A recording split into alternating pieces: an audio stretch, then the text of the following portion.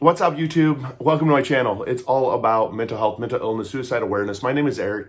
I'm diagnosed ADHD, PTSD, GAD, MDD. I lost a wife and a father to suicide. I'm a recovering addict.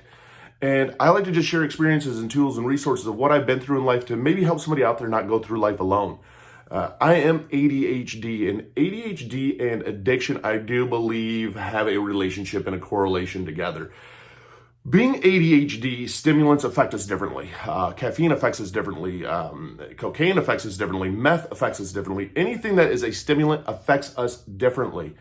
Where a lot of times with people, if you're taking a stimulant of any kind, it's going to amp you up like no other. With us, it slows us down. I mean, the one thing is one of my biggest addictions was to cocaine. And it was not because it amped me up and fired me up. It helped me maintain kind of being sober so that I could keep drinking as much as I was. But it also slowed me down. It made it where I could accomplish things, especially when I wasn't taking my medication. I believe that a lot of addicts, especially if we struggle with ADHD, find a way to self-medicate, because ADHD alone, I don't think gets the attention that it needs, because it's frustrating not being able to share what's going on in your head or express your thoughts or feelings the way that you want to. It's like a giant picture show that just doesn't stop up here of just nonstop ideas, thoughts popping left and right. Stimulants, though, slow us down, and we're not the one that's bouncing off the walls. I mean, I would do lines of coke and I could play cards, I could clean, I could do things and actually be productive. I know a lot of people that have been on meth that have felt the same way. Adderall, it's the same way. I mean, I have seen people who tell me that they pop Adderalls like Skittles. I don't get that, because it wasn't ever chasing a dragon or chasing this high for me. It was, man, I take my Adderall in the morning and all right, I'm good to go. I can be productive. I can be a human being. And when we struggle with some of these mental illnesses, especially like ADHD, I think we find different ways to try and self-medicate, because it is torture. It's you're suffering silently in your fucking head and in your thoughts because you can't control them.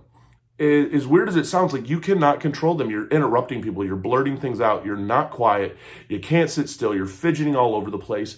And you take some of these drugs that, I mean, most people, they're just going bonkers, insane, just jumping up and down, massive amount of energy. And for us, we're the ones all of a sudden quiet, almost shy in the corner, that are going, wow, I feel normal. What's wrong with me? And it is, you do get that like aha moment of like, what the fuck is wrong with me? Like, why am I calmed down? But that's because these stimulants do affect us differently. I think that a lot of us do reach out and experiment with drugs to find ways to calm down, especially if we're not medicated. I mean, that's why I think it's so important to get with the doctor, to get diagnosed if you think that you're ADHD, because the meds make such a huge fucking difference. When we're not medicated, I think that we almost, at least for me, search for something. We search for something to help us, to slow this down. For a long time, it was alcohol, because alcohol would slow me down. I would still start a bunch of projects and not finish the shit, but it did slow me down some, and I could notice the difference. And it also fired off my dopamine, so I'd get this kind of like rush of energy in a sense. But man, it's a battle daily to try and find what works. And when we find a drug that works, whether it's legal or illegal, we're going to be drawn towards it. You know, and addiction is a challenge. It's a disease. It's all consuming. And especially if it helps you overcome something like ADHD and slows it down for you, I think that you're just that much more able to fall into the pitfall of addiction and using. And when we're getting sober, running into those different challenges of like, shit, what do I do with my thoughts now? All of a sudden, I'm getting sober. I was killing myself with this fucking drug, but now what the fuck do I do? And it's also a little difficult too, because if you are ADHD and you do have an addiction to cocaine or to meth, and you are open with your doctor, and you tell them, hey, I have an addiction issue. I mean, I've done this with doctors before. I have an addiction issue. My drugs of choice for alcohol and cocaine. I'm ADHD. Adderall helps me. They will look at you sometimes a little odd. You have to find a doctor that actually really understands ADHD, the fact that stimulants affect us differently. I mean, caffeine affects us differently. I can take Adderall and I can actually take a nap, versus if I'm not on Adderall, I can't nap because I can't control my thoughts. Insomnia almost in a sense kicks in. I can be as tired can be, but if I can't stop my thought process and I can't even collect them, there's no way in hell I'm even going to sleep. So when it came to even cocaine, I mean, I could sleep on cocaine. I slept on the times that I've done meth, and I've only done meth 3 times. I mean, the times that I've done meth, I was able to go right to bed. because my thoughts weren't all over the place. And it's a calming feeling, especially when it's not a feeling that you wake up to or that you're used to. Because with ADHD, it is constantly going.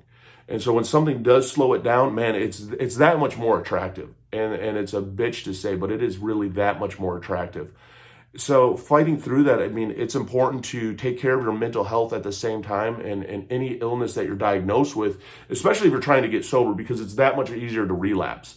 Because if you're not treating the illness itself and you found something that did, it's like, shit, I'm struggling over here with this. I wasn't struggling as much. And it's that much more easy to convince yourself and be like, dude, let me just do a bump. Let me just do a line. It's going to slow me down a little bit. I'll get done with the day, and then I'll do it tomorrow.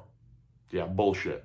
That was one of the traps that I would set for myself, and it was a very common trap of, I'll just do it tomorrow. I'll just do it tomorrow. I'll just do it tomorrow.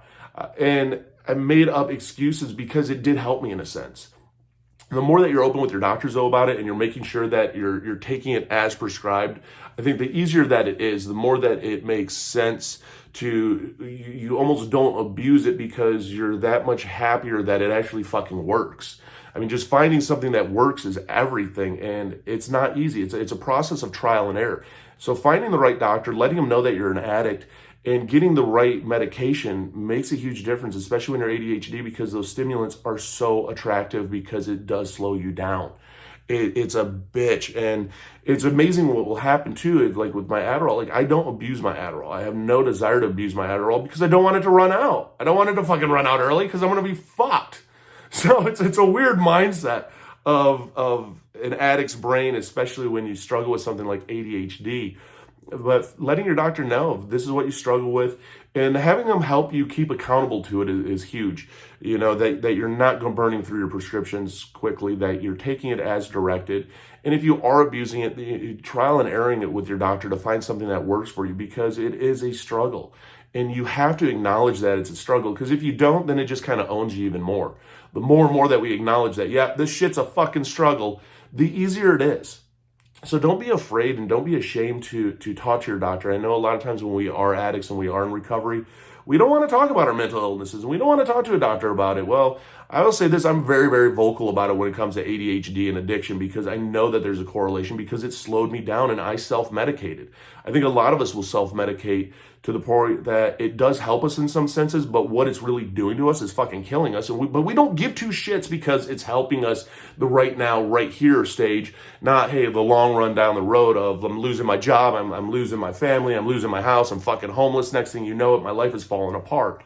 So get with a doctor, get help, trial and error. I can't stress it enough, the importance of trial and error, finding out what works for you, because what works for you might not work for me. And that's the whole joy of life, is finding, what does work, hearing experiences, hearing shares of what works for somebody, and finding out and going, shit, maybe I'll try this. Who knows? It might work, but not giving up too if it doesn't, and knowing that you're that much closer. I mean, that's why I started everything I did. I wanted to bridge the gap between a crisis hotline and therapy, of tools, experiences, resources, of whatever it took to be able to help somebody out there struggling, because no one should struggle alone. Down below in the description, I have links to all my different social medias. I have links to the mental health discords communities that I have for peer-to-peer support. I have links to Amazon for different things like fidget spinners and fidget cubes that I use to help me with my anxiety, to BetterHelp. I mean, it's trial and error to find out what works. I mean, if you've never been to a therapist before and you're scared, well, try it out of your house. I mean, is it for everybody? No, it's not. Again, trial and error. You got to be open-minded when it comes to this stuff. Hit that like and subscribe button. I'd love to know what your experience is with ADHD and addiction, because it's different for us all. And the more that we share, the more that we're going to reach somebody out there that is struggling with it, that is fighting it every single day, and letting them know that they're not alone. That's the biggest thing. So hit that like and subscribe button. Comment down below. Remember this, that you're a BAMF. You're a badass motherfucker. You made it through 100% of your worst days to make it through 2 today. So let's do this together.